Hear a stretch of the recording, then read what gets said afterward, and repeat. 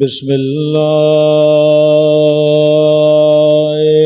الرحمن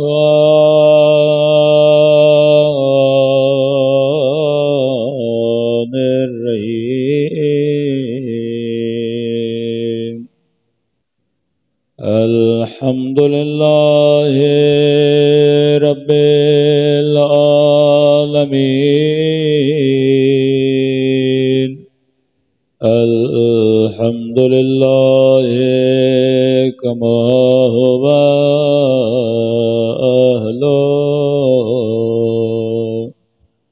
الصلاۃ والسلام علی سید المرسلین وخاتم نبیین ابی القاسم محمد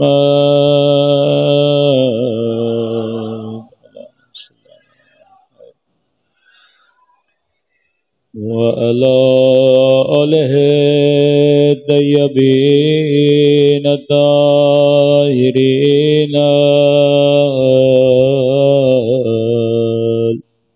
معصومین۔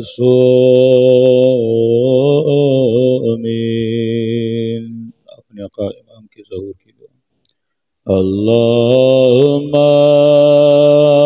کل ولیک حجت بن الحسن صلواتک علیہ وعلی آبائہ فی ہذہ الساعة وفی کل ولیان وحافظا وقائدان وناصرا ودلیلان وعینا حتی تسکنہ أرضك طوعا وتمتعه فيها طويلا برحمتك يا أرحم الراحمين صلوات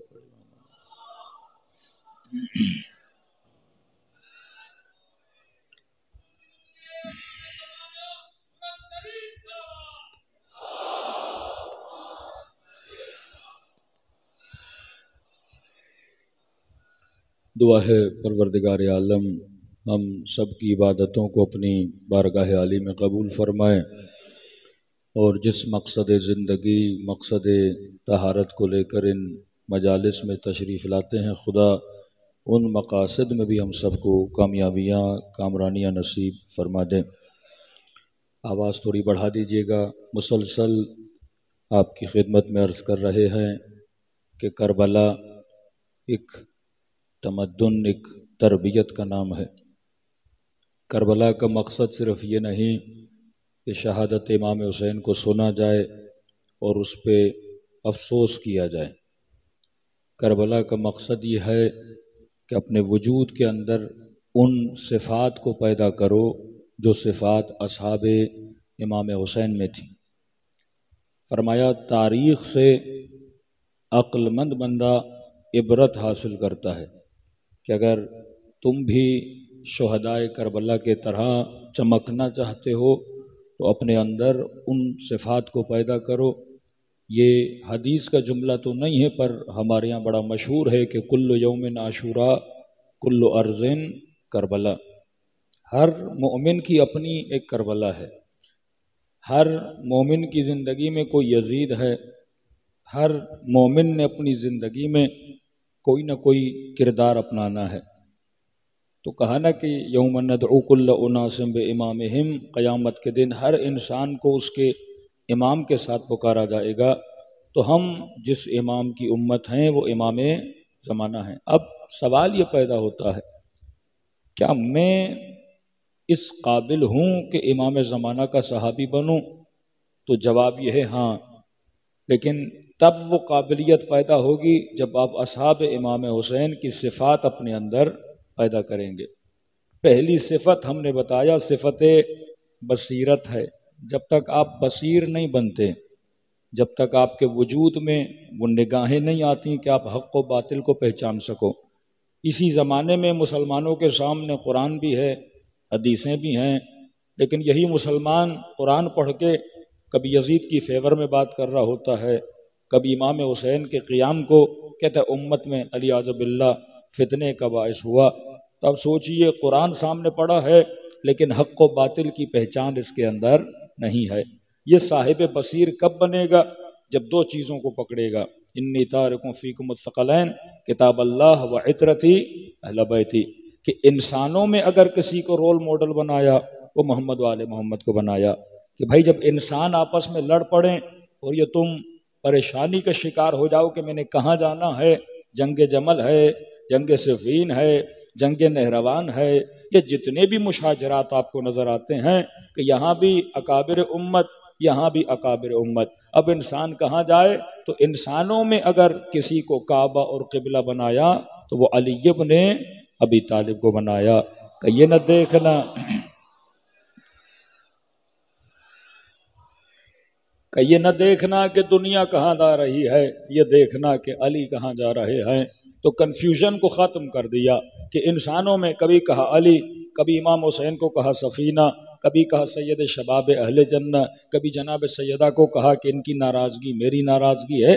مختلف طریقوں سے سمجھاتے رہے کہ جب اقارب امت کی آپس میں لڑائی ہو جائے تو کنفیوز نہ ہونا، انسانوں میں کعبہ اور قبلہ بنا کے جا رہا ہوں علی ابن ابی طالب کو۔ اور فرمایا جب کلام میں جھگڑا ہو جائے کہ یہاں والا بھی حدیث پڑھے، اب ظاہر شیعہ بھی کہتے ہیں قال رسول اللہ، وہ وہابی مفتی بھی کہتا ہے قال رسول اللہ، آپ کہتے ہو رسول کی یہ سنت ہے، وہ بھی کہتے ہیں رسول کی یہ سنت ہے، تو یہ جھگڑا کس کا ہے؟ کلام کا جھگڑا ہے۔ اب مومن کنفیوز کہ بھائی کس کو مانو؟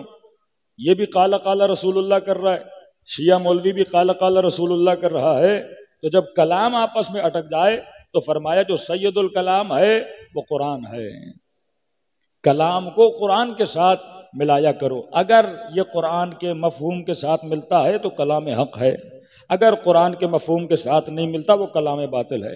اب کہنے والا چاہے یہ کہے کہ رسول نے کہا، چاہے یہ کہے کہ علی نے کہا، چاہے یہ کہے کہ مولا حسین نے کہا، اب یہ نہ دیکھنا وہ کس سے نقل کر رہا ہے، یہ دیکھنا کہ اس کا کلام قرآن سے ملتا ہے کہ نہیں ملتا، کیونکہ قرآن اور اہل بیت میں وحدت ہے، یہ کبھی جدا نہیں ہو سکتے۔ جو قرآن کہتا ہے وہی اہل بیت کہتے ہیں، اور جو اہل بیت کرتے ہیں وہی قرآن آیت بن کے نازل ہو جاتا ہے۔ صلوات پڑھے محمد وآل محمد۔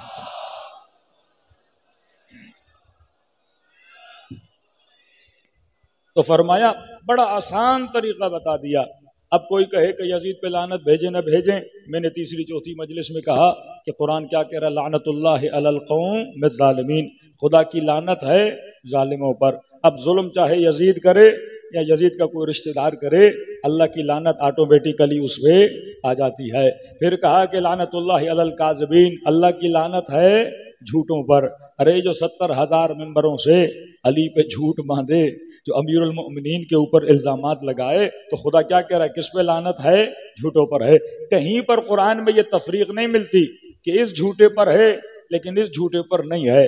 جھوٹا چاہے کوئی بھی ہو اللہ کی اس پہ لعنت ہو جاتی ہے، وہ چاہے آج کا جھوٹا ہو وہ چاہے کل کا جھوٹا ہو، اللہ کی لعنت ہوتی ہے۔ اور ہمیں کہا کہ صابرین کے ساتھ رہو، ہمیں کہا کہ صادقین کے ساتھ رہو، ہمیں کہا کہ مظلوموں کا ساتھ دو، ہمیں کہا کہ یتیم پرور بنو۔ یعنی ایک طرف خدا لائن کھینچ رہا ہے کہ تم نے زندگی کس کے ساتھ گزارنی ہے اور تم نے کس سے دوری کرنی ہے۔ جس کے ساتھ زندگی گزاری جاتی ہے اسے تولا بولا جاتا ہے، اور جس سے دوری رکھی جاتی ہے اسے تبرہ بولا جاتا ہے۔ صلوات پڑھے محمد وآل محمد۔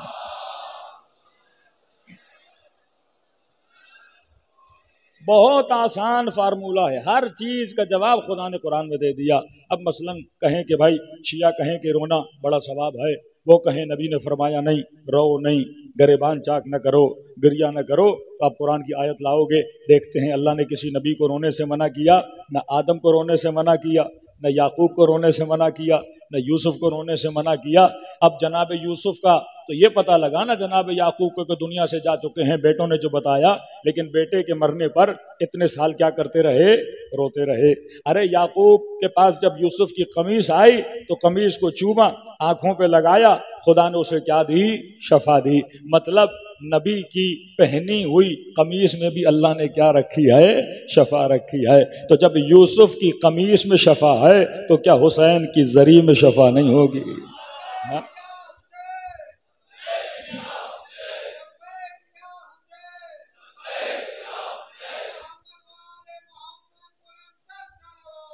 اللہم صلی علی محمد۔ قرآن نے جگہ جگہ بیٹے کی یاد میں کوئی رو رہا ہے، کوئی اولاد کے جانے پہ رو رہا ہے، کوئی ظلم پہ رو رہا ہے، کوئی اشک فقدان میں نے دوسری مجلس میں بتایا کہ اصحاب رسول ہیں، سورہ توبہ میں آیت نمبر غالباً 92 میں، کہ جب یہ آتے ہیں یا رسول اللہ ہمیں بھی اپنے ساتھ لے کر چلیے، لیکن ابھی فرماتے ہیں اب جانے کا وقت ہے، تمہارے پاس سامان جنگ بھی نہیں ہے لہٰذا میں نہیں لے جا سکتا۔ تو اللہ نے خصوصی طور پہ ذکر کیا ہے کہ جیسے ایک نعمت سے محروم ہو گئے تو یہ لوگ آنکھوں سے آنسو بہا کے رونے لگے، اسی طرح شیعہ نعمت جہاد در کربلا سے محروم ہے۔ تو ہم کہتے ہیں یا لیتنا کننا معکم فافوز معکم فوزا عظیما، مولا اے کاش ہم کربلا میں ہوتے، اپنی جانیں آپ پہ کیا کرتے؟ قربان کرتے۔ تو اس آنسو کی مذمت نہیں ہے۔ تو قرآن دین فطرت ہے، مکتب اہل بیت دین فطرت ہے۔ آپ بس ان چیزوں کو ملاتے جائیں گے، امت کے لیے آسانیاں پیدا ہوتی جائیں گی۔ یہ بھی بدعت ہے، وہ بھی بدعت ہے، فلاں سے مدد مانگنا بدعت ہے، یہ سارے تصورات قرآن میں بیان کیے ہیں۔ کبھی آپ مکے چلے جائیے، سعی صفا و مروہ کریے، سارے مسلمان حجر اسود کو چوم رہے ہوتے ہیں، سارے مسلمان کعبے کی دیواروں کو چوم رہے ہوتے ہیں۔ بھائی دیکھیے دو تصور ہے نا، ایک ہے خدا، ایک ہے غیر خدا، ایک ہے خدا، ایک ہے غیر خدا۔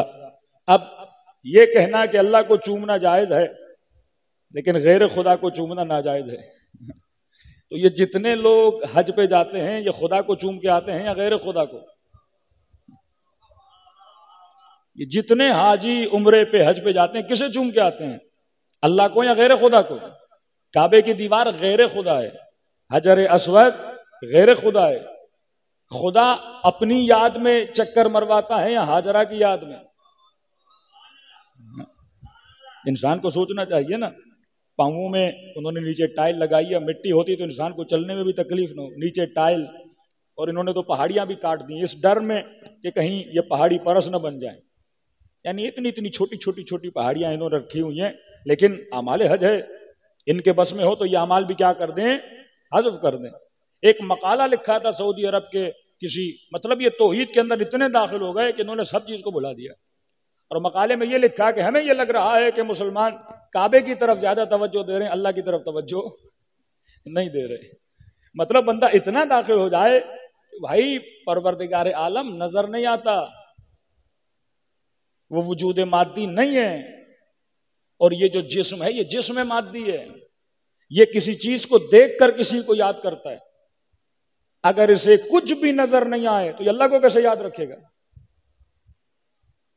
یہ سائیکولوجیکلی پرابلم ہے کہ اگر خدا کہتا نہیں بس صرف میری عبادت کرو، نہ کعبہ، نہ سعی، نہ صفا، نہ مروہ، نہ ابراہیم، نہ محمد، ان کی نظر میں انبیاء پوسٹ مین ہے، بس دیٹس اٹ۔ نبی آیا، پوسٹ مین تھا، اللہ کا خط لیا اور امت کو دیا، اس کے بعد نبی کی اس سے زیادہ کوئی ویلیو، نبی کی اس سے زیادہ کوئی مقام نہیں ہے۔ تو اگر سارے انبیاء کو بیچ سے آپ نکال دیں، بس ہم نے ان کا پیغام لینا ہے، باقی وہ تو دنیا سے چلے گئے، نہ ان کی یاد کرنی ہے، نہ ان کا ذکر کرنا ہے، نہ ان کی قبر پہ جانا ہے، نہ ان کی کسی نشانی کو یاد کرنا ہے، تو خدا فزیکل وجود، مادی وجود، ہماری آنکھوں کو نظر آنے والا وجود ایسا تو نہیں ہے، وہ موجود ہے لیکن ہمیں نظر نہیں آتا کیونکہ ہم جسم مادی کے اندر ہیں۔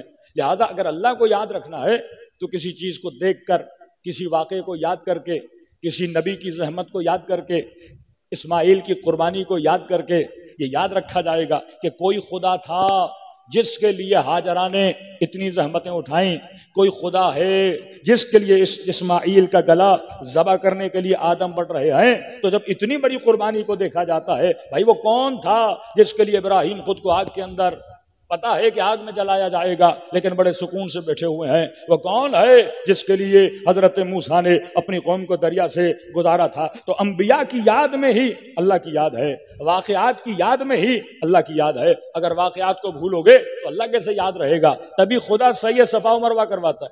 اب سعی صفا و مروہ میں کس کی یاد ہے؟ ابراہیم کی، اسماعیل کی، جناب ہاجرہ کی۔ آپ جو پہاڑیوں میں دوڑتے ہو، یہ کون دوڑا تھا؟ کس کو کاپی کر رہے ہو؟ کس کو تقلید کر رہے ہو؟ کس کی نقل اتار رہے ہو؟ یہ جناب ہاجرہ کی نقل اتار رہے ہو۔ تو ہاجرہ کی یاد میں جب دوڑو گے تو پھر ذہن سوال کرے گا کیوں دوڑ رہے ہو؟ پھر جواب آئے گا ایک بی بی تھیں جو دوڑی تھیں۔ پھر پوچھو گے کیوں دوڑی تھیں؟ پھر آئے گا کہ کوئی نبی چھوڑ کے گیا تھا، یہ زمین عزیز ذرا تھیں۔ پھر ایک بیٹا تھا جس نے ایڑیاں رگڑی تھیں، پھر آب زمزم نکلا تھا، پھر اللہ نے معجزہ کیا تھا۔ اسی طرح شیعہ جلوس نکالتے ہیں، دیکھنے والے پوچھتے ہیں کیوں نکال رہے ہیں؟ کالا لباس کیوں پہنا ہے؟ ماتم کیوں کر رہے ہیں؟ حسین زندہ باد کے نعرے کیوں لگا رہے ہیں؟ یزید مرد آباد کے نعرے کیوں لگا رہے ہیں؟ حسین کس کا بیٹا تھا؟ حسین علی کا بیٹا تھا۔ یزید کس کا بیٹا تھا؟ یزید امیر شام کا بیٹا تھا۔ حسین کو کس نے تربیت دی؟ حسین کو علی نے تربیت دی۔ یزید کو کس نے تربیت دی؟ یزید کے باپ نے تربیت دی۔ تو انسان واقعات کو دیکھ کے سوچتا ہے، جب یہ سوچے گا تو یہ در حسین تک آئے گا اور یزید کو برا ماننا شروع ہو جائے گا۔ اب دشمن اسی سوچ کو روکنا چاہتا ہے کہ تاکہ انسان نہ سوچے۔ واقعات سوچنے کے لیے ہے۔ ہمیں بھی پتا ہے کہ علم لکڑی کا بنا ہوا ہے، لیکن علم کو دیکھ کر ہمیں عباس کی یاد آتی ہے، تابوت کو دیکھ کر ہمیں حسین کی یاد آتی ہے، کالے لباس کو دیکھ کر ہمیں غم کی یاد آتی ہے۔ تو جب تک اسباب نہ ہو انسان مسبب تک نہیں پہنچتا۔ یہ دلیل عقلانی ہے۔ تو حج کے جتنے بھی اعمال ہیں ان میں جتنی یادیں کی جاتی ہیں وہ غیر خدا کی یاد ہوتی ہے، لیکن اس غیر خدا کی یاد کے اندر کس کی یاد چھپی ہوتی ہے؟ اللہ کی یاد چھپی ہوتی ہے۔ صلوات پڑھے محمد و آل محمد۔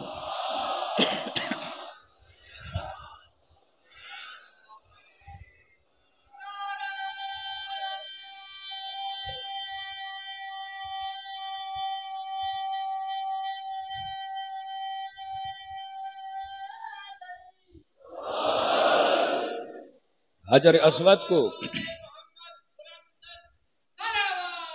اللہم صلی اللہ محمد، حجر اسود کو مسلمان چومتا ہے، کہتا ہے جنت سے ایک پتھر آیا تو جنت سے آئے ہوئے پتھروں کو چومیں لیکن جنت کے سرداروں کو نہ چومیں۔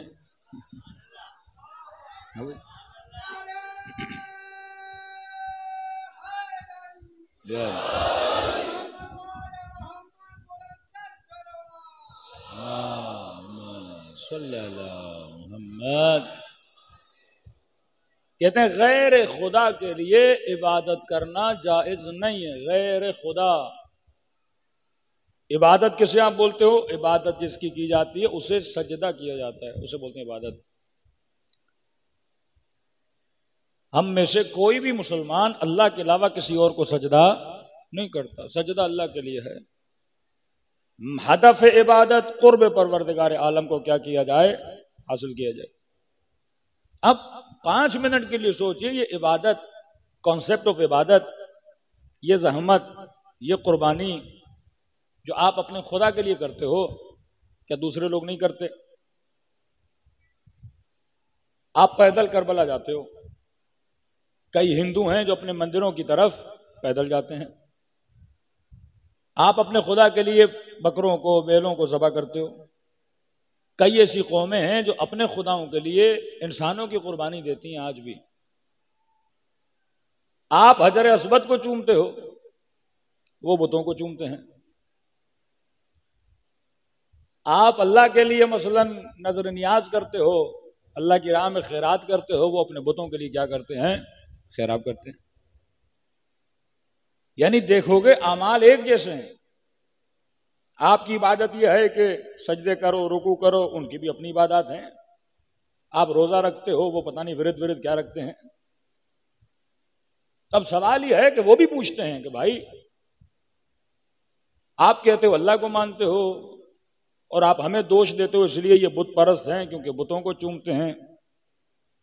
تو آپ نے بھی تو ایک بت بنایا ہوا ہے نا مکے میں.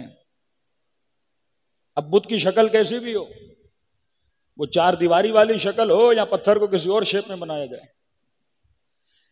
ہم جاتے ہیں کسی مندر میں کسی بت کو سجدہ کرتے ہیں، اور تم جاتے ہو مکے میں ایک 4 دیواری کا گھر ہے اسے سجدہ کرتے ہو. پتھر تو پتھر ہے، ہمارے والا بھی پتھر کا، تمہارے والا بھی پتھر کا. ہم بھی چومتے ہیں تم بھی چومتے ہو، ہم بھی چڑھاوے چڑھاتے ہیں تم بھی چڑھاوے چڑھاتے ہو، ہم بھی اپنی مندروں کی طرف دوڑتے ہیں تم بھی اپنے بنائے ہوئے گھر کی طرف کیا کرتے ہو، دوڑتے ہو. تو کہا نا کفر اور شرک میں ایک باریک سمجھو بال کا فرق ہے. یہی فرق ہے جو کسی کو موحد بناتا ہے، یہی فرق ہے جو کسی کو مشرک بناتا ہے. کہے حبیب 1 سال ہم تیرے خدا کی عبادت کریں گے، 1 سال تو ہمارے خدا کی عبادت کر. یہ نہیں کہ مکے والے خدا کو نہیں مانتے تھے. جب آپ لفظ بولتے ہو نا مشرکین مکہ، اللہ کو بھی مانتے تھے لیکن اس کے ساتھ ساتھ انہوں نے چھوٹے چھوٹے اللہ بنائے ہوئے تھے. اور چھوٹے چھوٹے اللہ کیوں بنائے؟ کیونکہ نذرانہ بڑا آتا تھا. فلاں قبیلے کا فلاں بت، فلاں قبیلے کا فلاں بت، فلاں قبیلے کا فلاں بت. اب ان بتوں کے ماننے والے پھر یہ آتے تھے، پھر نذرانہ چڑھاتے تھے، سونا چاندی اور پیسہ ملتا تھا. محبت بتوں کی نہیں تھی. اگر رسول خدا ان بتوں کو نکال رہے تھے ان کو نقصان ہو رہا تھا، اکنومیکلی نقصان ہو رہا تھا کہ سارے بت نکال دیے گئے تو یہ پیسہ کہاں سے جمع ہوگا. عزت بنی ہوئی تھی ان کی، آبرو، یہ فلاں خدا والا ہے، یہ فلاں خدا والا ہے، یہ فلاں خدا والا ہے. پھر لوگ آتے تھے قربانیاں دیتے تھے 4 لوگوں کی. جس طرح ایک بندہ تعویذ لکھتا ہے اور 100 لوگ جاتے ہیں تو ضروری تو نہیں 100 کے تعویذ نہ لگیں، 10 کے لگ بھی جاتے ہیں. تو وہ 10 تو واپس آتے ہیں نا کہ بھائی ہمارا تو ہو گیا. انسیڈنٹلی 10 کا کام ہو جاتا ہے تو ان کا عقیدہ بن جاتا ہے. اسی طرح ان کے عقیدے بنتے گئے. تو رسول خدا نے کعبۃ اللہ کو نہیں گرایا، یہ گھر تو جناب ابراہیم نے بنایا تھا. ہمارے شیعہ عقیدے کے مطابق اس گھر کی بنیاد حضرت آدم نے رکھی تھی، پھر سیلابوں میں مختلف واقعات میں گر گیا اور پھر قرآن نے کہا کہ ان بنیادوں سے اوپر اٹھاؤ. تو ابراہیم نے بنیادوں کو ڈھونڈا اور بنیادوں کے اوپر دیواریں کھڑی کی اور گھر بنا دیا. تو طواف تو ہم بھی ایک پتھر کا کر رہے ہیں، چوم تو ہم بھی حجر اسود کو رہے ہیں، چوم تو وہ بھی پتھر کو رہے ہیں. فرمایا یہاں مسئلہ پتھر کا نہیں ہے، مسئلہ نسبت کا ہے. چاہے لاکھ پتھر ہوں ان کی نسبتیں کس کی طرف ہیں؟ غیر خدا کی طرف ہے. کعبے کی نسبت کس کی طرف ہے؟ اللہ کی طرف ہے. اگر ہم طواف خانے خدا کر رہے ہیں تو حکم خدا سے کر رہے ہیں. ہم خانے خدا کو خدا نہیں مانتے، ہم اللہ کا گھر مانتے ہیں. اسی طرح اگر آپ کے 1 لاکھ روپیہ چوری ہو جائے اور آپ رونے لگو، اس آنسو کی قیمت نہیں. آپ کو چوٹ آئے، تکلیف آئے اور آپ درد کے مارے رونے لگو، اس آنسو کی قیمت نہیں. لیکن مجلس حسین میں آؤ، وہی آنسو، وہی ذائقہ، وہی آنکھ.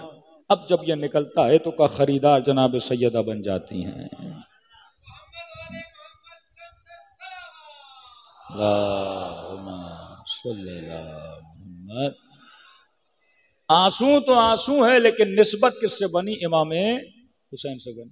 یہی میرے قدم، یہی میری ہڈیاں، اگر میں پیدل چل کے خدا نہ خواستہ کسی سینما کی طرف جاؤں تو قیامت میں مار پڑے.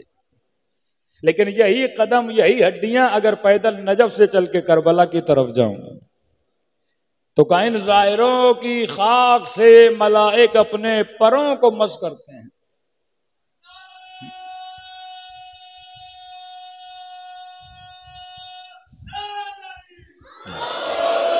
تو ساری امت کا مسئلہ نسبت ہے. اگر ہم امیر المومنین سے مدد مانگتے ہیں، نسبت دیکھو. 1 مرتبہ آپ کسی سے مدد مانگتے ہو خدا سمجھ کر، 1 مرتبہ آپ مدد مانگتے ہو اللہ کا ولی سمجھ کر کہ خدا نے اسے اختیار دیا ہے کہ یہ میری کیا کرے؟ مدد کرے. ایک آدمی آپ سے مدد مانگنے آتا ہے، آپ کہتے ہیں جا میرے سیکرٹری سے جا کے پیسے لے لے، تو دراصل پیسہ دے کون رہا ہے؟ مالک دے رہا ہے، لیکن آپ لے کس سے رہے ہو؟ سیکرٹری سے لے رہے ہو۔ خدا نے ہمارے دین میں مدد کی کس کے ذریعے سے؟ رسول کے ذریعے سے۔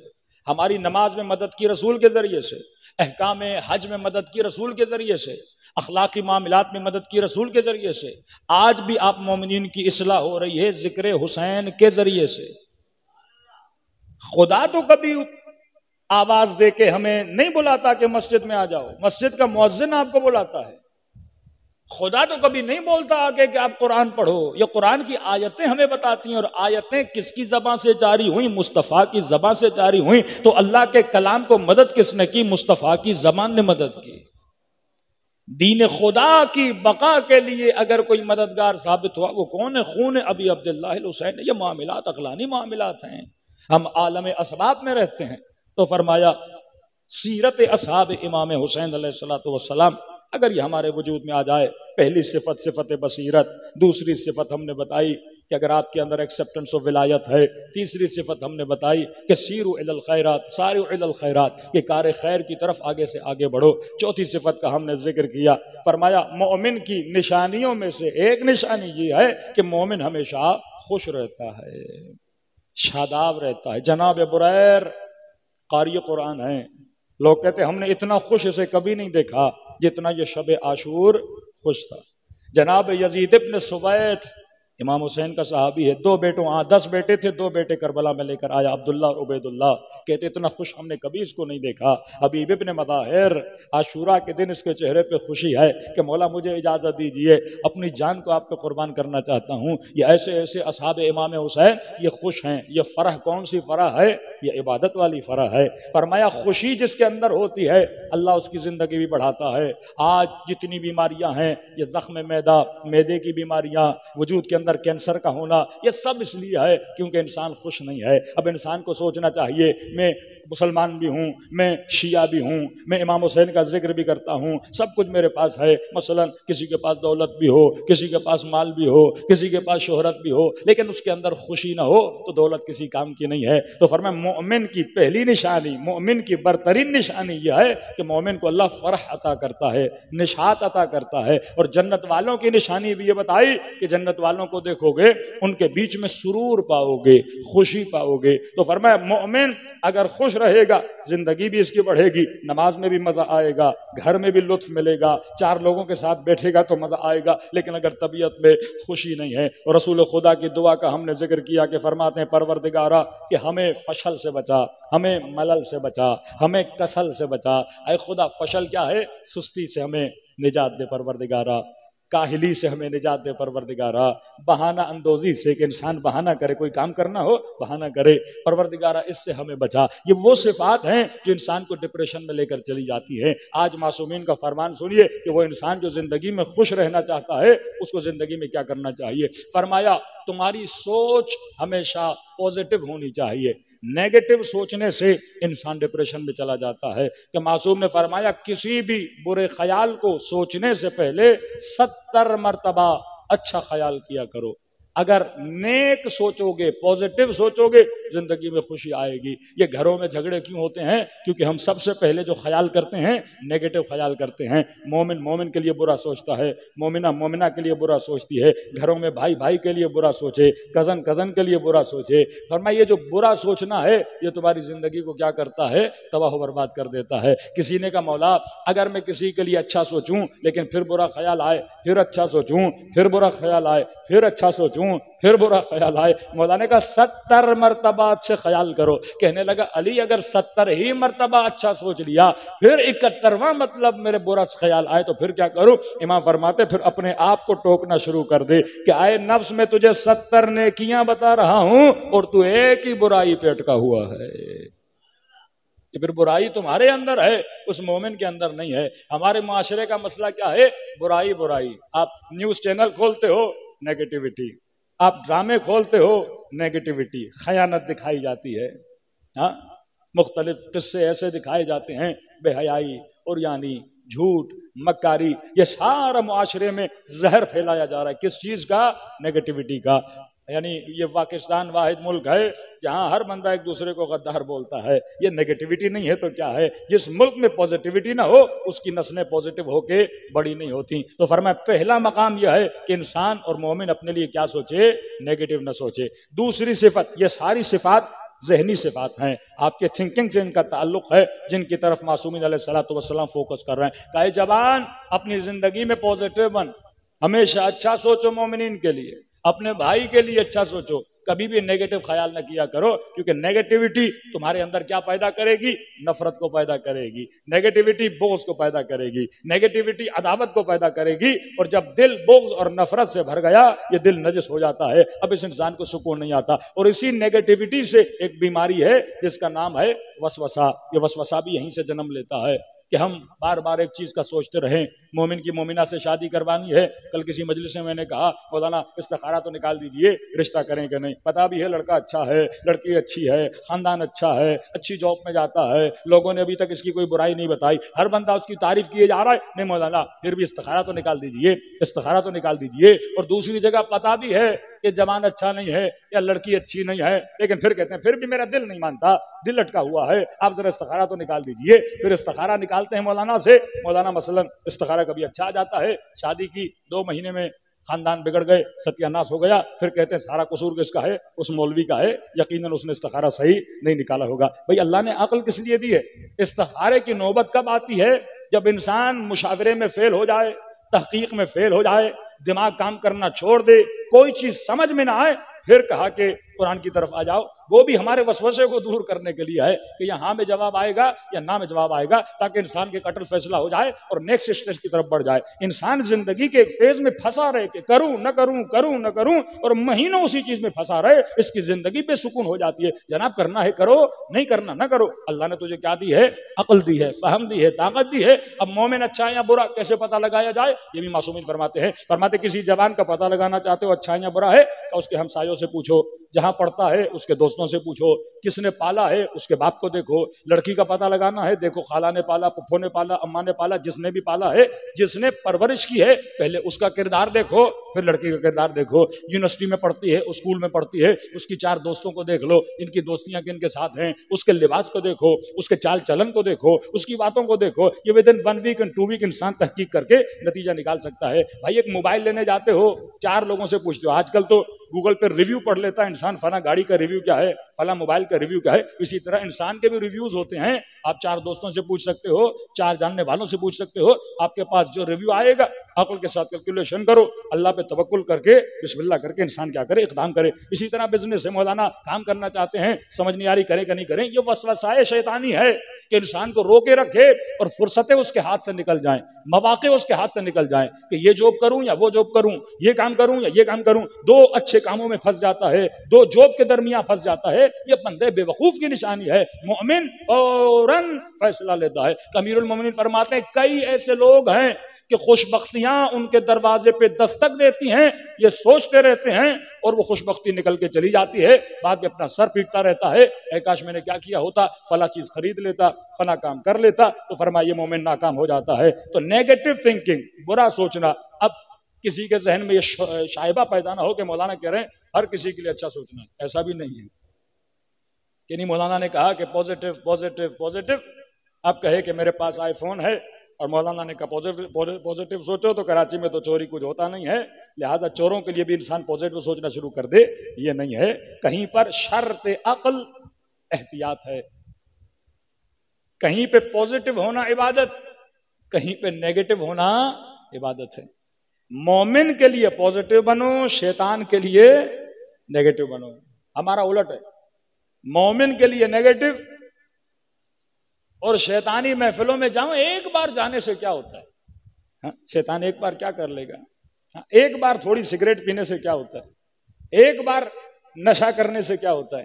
ایک گھونٹ شراب پینے سے کیا ہوتا ہے؟ آدھا گھنٹہ فلاں فاسق کے ساتھ بیٹھنے سے کیا ہوتا ہے؟ فرمایا نہیں، شیطان کے لیے انہو لکم عدو مبین. اللہ کہتا ہے کھلا دشمن ہے تمہارا، اس کے لیے ہمیشہ کیا رہو. یعنی کبھی بھی بھروسہ نہ کرنا شیطان پر، یا کبھی بھی تمہیں گمراہ کر سکتا ہے. کیوں قرآن کہتا ہے کبھی اولاد دشمن بن جاتی ہے، کبھی بیوی دشمن بن جاتی ہے، کبھی دوست دشمن بن جاتے ہیں. یہ تجھے غلط محفلوں میں لے جاتے ہیں. یہ تجھے تباہی کی طرف لے کر چلے جاتے ہیں. تو فرمایا پازیٹیو بنو، کس کے لیے؟ مومن کے لیے. اور نیگیٹو بنو، کس کے لیے؟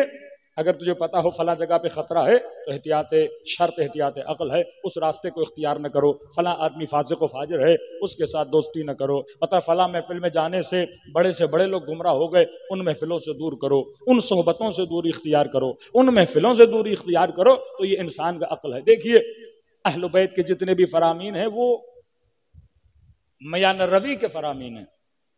ایسا نہ ہو کہ ایک چیز کو انسان پکڑ لے اور کہے کہ اب میں نے ہر جگہ اسی طرح چلانا ہے. جب آپ راستے پہ گاڑی چلاتے ہو نا تو ہینڈل کو ایک طرف کر کے نہیں چلاتے، اس میں موڑ آتے رہتے ہیں. کبھی آپ ہینڈل رائٹ لیتے ہو، کبھی لیفٹ لیتے ہو، تو یہ ہمیشہ آگے پیچھے ہوتا رہتا ہے. زندگی بھی اسی طرح ہے. یہ انسان کو جو خدا نے عقل دی ہے اسے پتہ ہونا چاہیے کہاں پہ بولنا ہے، کہاں پہ چپ رہنا ہے، کہاں پہ اچھا سوچنا ہے، کہاں پہ میں نے احتیاط کرنا ہے. تو مومن کی دنیا بھی آباد ہوتی ہے، مومن کی آخرت. صلوات پڑھے محمد والے محمد پر.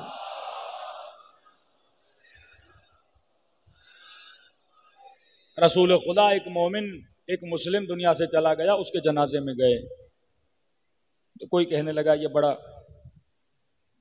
جھوٹ بہت بولتا تھا، کسی نے کہا فلاں گناہ بہت کرتا تھا، کسی نے کہا فلاں گناہ بہت کرتا تھا، اس کی برائیاں برائیاں برائیاں. رسول گرامی نے کہا بندہ آئے خدا، میں جنازہ پڑھانے آیا ہوں اور تم برائی پہ برائی برائی پہ برائی کیے جا رہے ہو. اس مرنے والے میں کوئی تو نیکی ہوگی جو مجھے بتاؤ. تو کسی نے کہا یا رسول اللہ اس نے زندگی میں ایک رات شہر کی حفاظت کے لیے چوکی داری کی تھی کہ مسلمانوں کے لشکر پہ حملہ نہ ہو. چوکی داری کرتے تھے راتوں کو لوگ کہ لشکر پہ حملہ نہ ہو. ایک رات اس نے چوکی داری کی تھی اور یا رسول اللہ بڑی ایمانداری سے چوکی داری کی تھی. تو کہا ساری برائیوں کو چھوڑو، اس ایک رات کی چوکی داری کے فضائل پڑھنا شروع کرو. مومن مومن کی نیکی کرے. فرمایا شہد کی مکھی بنو، گندگی کی مکھی نہ بنو. ایک مومن نہا کے نکلا پورا بدن صاف اور ستھرا، لیکن بدن کے کسی جگہ پہ زخم تھا تو مکھی کہاں بیٹھے گی؟ پورے صاف بدن کو چھوڑ کے اس گندگی پہ جا کے بیٹھے گی. لیکن ایک ہے شہد کی مکھی جو ساری گندگیوں کو چھوڑ کے پھولوں پہ جا کے بیٹھ جاتی ہے. یہ کتاب حیات الحیوان پڑھیے. معصوم فرماتے ہیں شہد کی مکھی بن، بنو امیہ کی طرح گندگی کی مکھی نہ بن. تو بنو ہاشم کا ماننے والا ہے، حسین ابن علی کا ماننے والا ہے. کہاں پہ بیٹھا کر؟ اچھائیوں پہ. کیونکہ اگر آپ معاشرے کی صرف برائی برائی برائی برائی بتاؤ گے، معاشرے میں کیا پھیلے گی؟ برائی. یہاں تک فرمایا اگر کوئی گناہ کی تصدیق نہیں ہے اس کا ذکر نہ کیا کر. کہ آپ کو پتا ہے فلاں نے شراب پی، کسی نے بولا، آپ کو علم بھی ہے کہ شرابی ہے، لیکن وہ خود نہیں بتاتا میں شرابی ہوں، چھپاتا ہے. تمہیں حق نہیں اس کا عیب ظاہر کرو. ایک فاسق ہے علل اعلان فسق کر رہا ہے، اس کا معاملہ الگ ہے. کہ کسی نے کہا مولانا حکمرانوں کی بوتلوں سے شراب ملی، انہوں نے کہا بھائی شہد ہے. میں نے کہا شہد ہی مانو، کم از کم اس میں خوف تو ہے نا کہ وہ نہیں کہہ رہا کہ یہ شراب، یہ خوف کی نشانی ہے. لیکن ایک بدبخت تھا جو کہتا تھا کہ میں شیعہ ہوں لیکن ٹی وی پہ علل اعلان بولتا تھا میں شراب پیتا ہوں. یہ اس سے بدبختر ہے جو یہ اعلان کر رہا ہے میں پیتا ہوں. بھائی میں منافق نہیں ہوں، تم سب سے بڑے منافق ہو، سب سے بڑے بدبخت ہو جو اعلان کر رہے ہو میں شراب پیتا ہوں. ہاں ایک شرابی ہے لیکن وہ جھٹلا دیتا ہے، پیر صاحب کا پانی تھا یا جو بھی تھا، لیکن وہ جھٹلا رہا ہے. اچھی بات ہے، آپ مان لیجئے. کیوں؟ کیونکہ وہ ابھی تک اس معاشرے میں اس فعل کو فعل قبیح مانا جا رہا ہے. یہ اچھی بات ہے. وہ فوراً مکر جاتا ہے میں نے نہیں پی، لیکن ڈرو اس دل سے کہ برملا یہاں کے حکمران بولیں کہ ہم پیتے ہیں. یہ برائی کو عام کرنا، یہ چیز ہے. فرمایا اگر تجھے علم بھی ہو کہ ایک بندے نے پیا ہے نہ بتاؤ گے تو یہ معاشرے میں آپ بدبو پھیلا رہے ہو. اگر اس کے اندر ایک خوبی ہے صرف خوبی بتاؤ تاکہ آپ کے بچوں کے لیے برائیاں رول ماڈل نہ بنے. کیا رول ماڈل بنے؟ خوبیاں رول ماڈل بنے. صلوات پڑھے محمد والے محمد پر.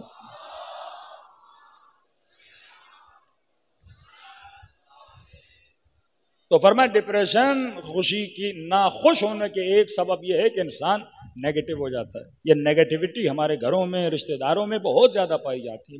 مومن کے لیے برا سوچنا، حسد کی وجہ یہی نیگیٹیوٹی ہے. جیلسی اسی نیگیٹیوٹی سے نکلتی ہے. دوسری صفت معصوم فرماتے ہیں کہ حال میں رہنا سیکھو. Future, past, present. فرمایا پریزنٹ میں رہنا سیکھو. قرآن کہتا لا تیأسوا، کبھی غمگین نہ ہو اس چیز سے جو تمہارے ہاتھوں سے چلی گئی. جو کھو گیا وہ کھو گیا. بعض لوگ ہیں پاسٹ میں رہتے ہیں کہ میرے پاس یہ تھا، میرے پاس وہ تھا، میرے پاس وہ تھا، اور یہ بھی چلا گیا، وہ بھی چلا گیا. یہ کہاں رہ رہا ہے؟ ابھی تک پاسٹ میں رہ رہا ہے. یہ ہمیشہ غمگین رہے گا. بعض لوگ وہ ہیں جو فیوچر میں رہتے ہیں. وہ کہانی کہ انڈا لیا اور انڈے سے مرغی ہوگی، اور مرغی اتنے انڈے دے گی، پھر وہ اتنے انڈے دے گی. اب خوشی کے مارے یہ ایک ہی انڈا تھا وہ بھی گر گیا. یہ کہاں رہتا ہے؟ فیوچر میں رہ رہا ہے. کہا نہ فیوچر میں رہو، نہ پاسٹ میں رہو، پریزنٹ میں رہو. اس وقت جو ہے اس کی کیلکولیشن کرو. آج کیا کر سکتے ہو اللہ کے لیے یہ چھوڑ دو. کل امام زمانہ کے لیے کروں گا. کل کس نے دیکھی ہے بھائی؟ یہ چھوڑ دو کہ آپ کے ابا نے کیا کیا تھا، دادا نے کیا کیا تھا. تم کیا کر سکتے ہو آج؟ کون سا واجب انجام دو گے؟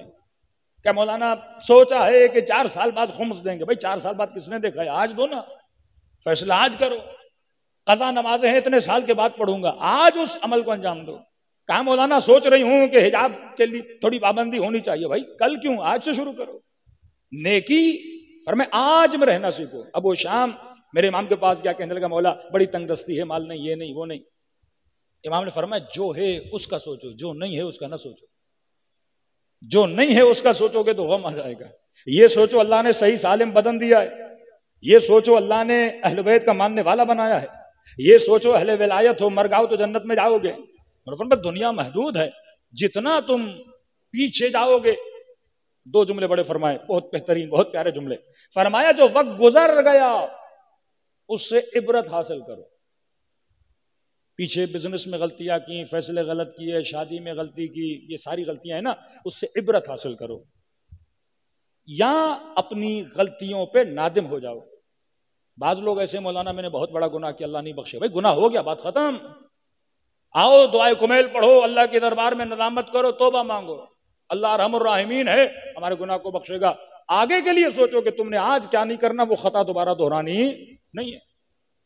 اپنے پار سے ندامت اور عبرت، یہ 2 چیزیں حاصل کرو. اپنی خطاؤں پہ نادم ہو جاؤ اور ان خطاؤں سے عبرت لو کہ آگے میں یہ خطا نہیں کروں گا.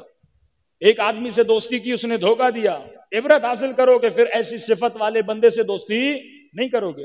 ایسے لالچی بندے کے ساتھ پھر بزنس نہیں کرو گے. ایسی محفل میں نہیں جاؤ گے جس محفل نے تجھے گنہگار بنا دیا. وہاں سے کیا حاصل کرو؟ عبرت حاصل کرو اور ندامت.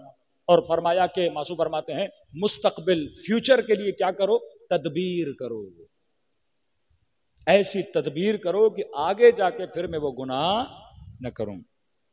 میں نے کہا نا یہ ابن جہش، امام حسین نے بلایا، یہ کربلا نہیں آیا.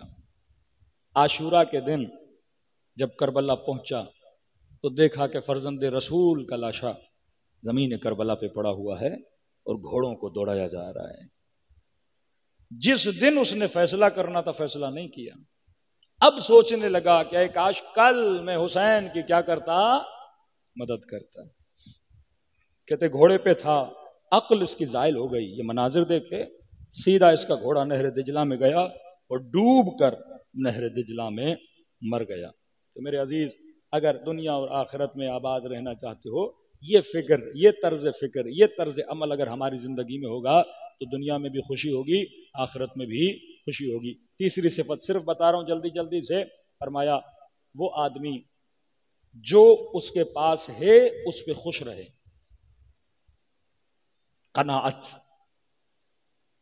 من ينظر الى ما في ايدي الناس، جو انسان یہ دیکھے کہ فلاں کے پاس کیا ہے، اللہ کہتا ہے طال حزن، اس کا غم کیا ہو جاتا ہے، بڑھ جاتا ہے. آج یہ دیکھو اللہ نے کیا دیا ہے، سالم ہاتھ دیے ہیں، آنکھیں دی ہیں، اچھی اولاد دی ہے، جتنا دیا ہے اس پہ الحمدللہ رب العالمین بولنا چاہیے. آغائے شیخ عباس قمی کے بیٹے آغائے شیخ علی 20 سال کے امام حسین کا عزادار رہا. 20 سال کہتے ہیں ایک محرم پڑھنے کے بعد گلے میں زخم ہوا، پڑھنا میرے لیے مشکل ہو گیا۔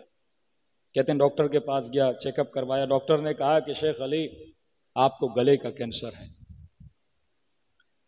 اب جس مولوی کے پاس گلے کے علاوہ کچھ بھی نہیں، مطلب گلا نہ ہو تو مولوی کسی کام کا ہی نہیں ہے، تو کہا میں آپ کا علاج کروں گا، لیکن یہ ہے کہ کم از کم 20 مہینے آپ کسی سے کوئی بات نہیں کرو، جس سے جو کام ہے آپ لکھ کر دو گے۔ شیخ علی کہتے ہیں میں نے کہا ٹھیک ہے ڈاکٹر صاحب۔ کہتے 4-5 مہینے میں نے کسی سے کوئی بات نہیں کی۔ کہتے 4 مہینے گزرے، محرم کا مہینہ آ گیا۔ اب ایک عزادار امام حسین جو 20 سال سے امام حسین کے لیے مرثیہ، نوحہ، ذکر ابو عبداللہ کرے، اور ایک ایسا محرم آئے وہ کچھ نہ کر سکے۔ کہتے ہیں محرم کی پہلی رات گزری، بڑا رویا کہ مولا توفیق چھن گئی مجھ سے۔ دوسری رات گزری، بڑا رویا۔ تیسری رات گزری، بڑا رویا۔ کہتے ہیں چوتھی رات کو خواب کے عالم میں اپنے والد کو دیکھا کہ شیخ علی سامنے والے کمرے میں رسول خدا بیٹھے ہیں اور امام حسین بیٹھے ہیں، اور مجھے کہہ رہے ہیں شیخ علی کو بلا اور اسے کہو کہ ہمارے مصائب پڑھے۔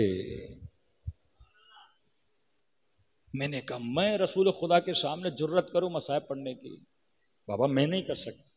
دوبارہ کا رسول خدا بلا رہے ہیں، کہ حکم رسول، تو ہمیں کمرے میں گیا، دیکھا رسول گرامی بیٹھے، امام حسین بیٹھے۔ کہ شیخ علی مصائب پڑھ، میں آیا ہوں تاکہ تو پڑھے، میں سنوں۔ میں نے کہا یا رسول اللہ آپ کے سامنے میں جرت نہیں کر سکتا۔ کہ شیخ علی میں کہہ رہا ہوں پڑھو۔ یا رسول اللہ میرا گلا خراب ہے، ڈاکٹر نے کہا ہے کہ کینسر ہے۔ کہ شیخ علی شفا دیں گے تجھے، پڑھو۔ کہا کیا پڑھوں یا رسول اللہ؟ کہ رقیۃ ابن حسین یعنی جناب سکینہ کے مصائب پڑھو شیخ علی۔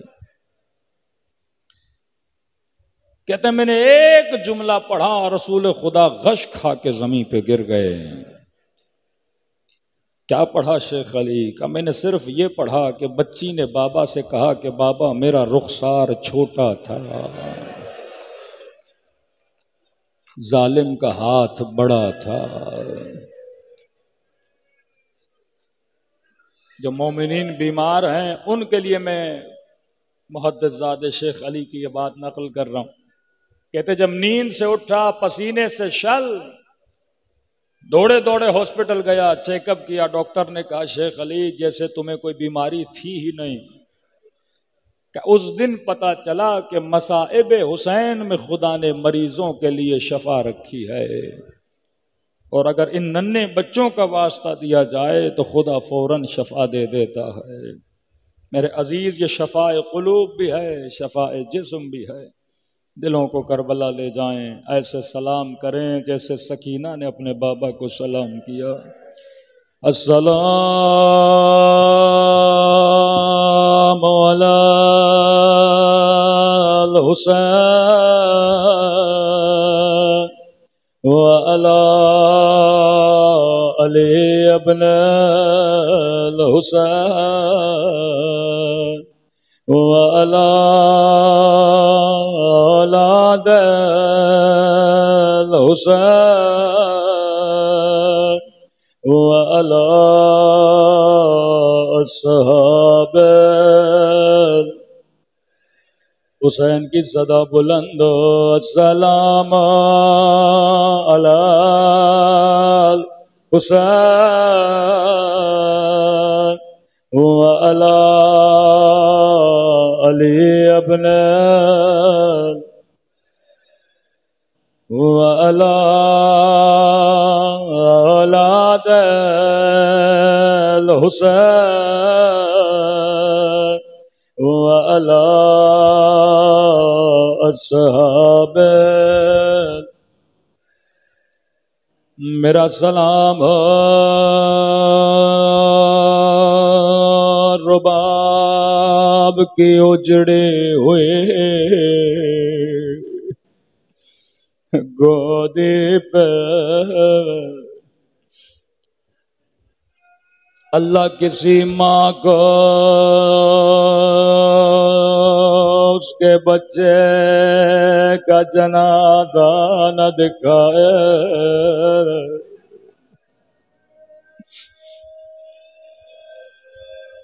ایک مومن کی بچی کا انتقال ہوا، کہنے لگا مولانا میری بچی کا انتقال ایک سبب کی وجہ سے ہوا۔ کہنے لگا میری بچی کے گلے میں گھٹلی پھنس گئی تھی، یہ 3 سالہ بچے تھے۔ کہتا ہے مولانا میں بھی تڑپ رہا تھا، میری زوجہ بھی تڑپ رہی تھی، ہم نے بڑی کوشش کی گھٹلی نکالی جائے لیکن ہم نہ نکال سکے۔ کہتا ہے بچی دنیا سے چلی گئی۔ کہتا ہے جب میں مولا حسین کی مجلس میں آیا، میں نے سنا 6 مہینے کا بچہ تھا جس کی گردن پہ تیر لگا تھا۔ اللہ جانے حسین کتنا تڑپے ہوں گے۔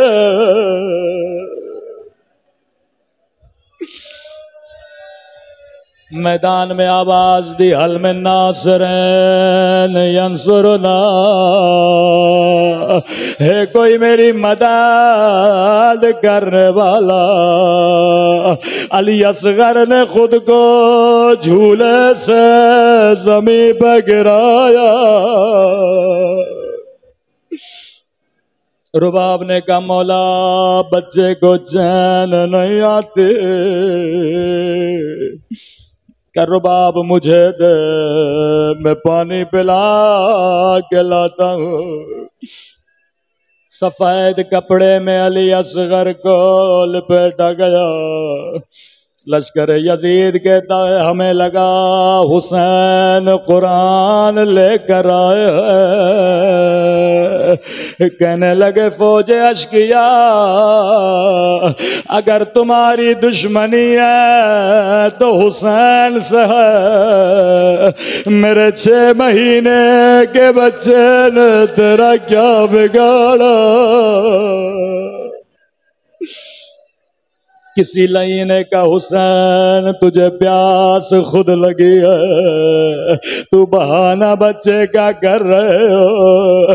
کہنے لگے علی اصغر حجت خدا کے بیٹے ہو، بیٹا حجت تمام کرو۔ راوی کہتا ایک مرتبہ خشک زبان نکلی، بچے نے زبان کو اپنی ہونٹوں پہ پھیرنا شروع کیا۔ فوج اشقیا منہ چھپا چھپا کے رونے لگے۔ ابن سعد نے کہا حرملا اقطع کلام الحسین، حسین کے کلام کو قطع کرو کہیں لشکر میں انقلاب نہ آئے۔ راوی کہتا لائی نے تیر و کمان اٹھایا، نشانہ لیا تیر گرا، دوبارہ نشانہ لیا ہاتھ کانپے تیر گرا۔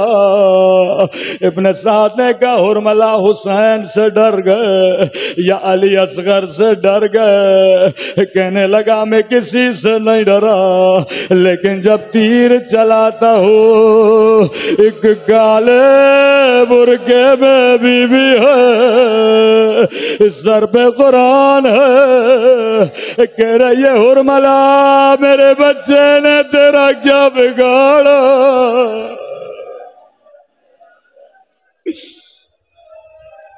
لئی نے کہا میں تیری آنکھوں پہ پٹی باندھتا ہوں، تو نشانہ لے۔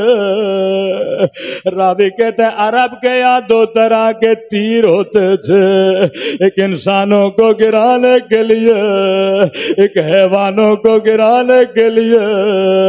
لئی نے وہ تیر اٹھایا جس کا وزن اصغر سے زیادہ تھا، یہاں تیر چلا من الأذن إلى الأذن۔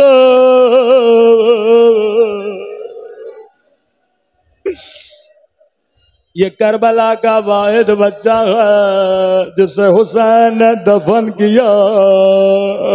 کہنے لگے زینب اصغر کا بدن نرم ہے، گھوڑوں کی ٹاپوں کا وزن کیسے برداشت کرے گا؟ 11 محرم کا دن آیا، لہی نے حکم دیا 40 گھوڑے سوار نیزے اٹھائے۔ یہاں نیزہ زمین میں جاتا تھا یا رباب کا کلیجہ، ایک مرتبہ نیزہ زمین میں گیا، ایک ننھا سا بدن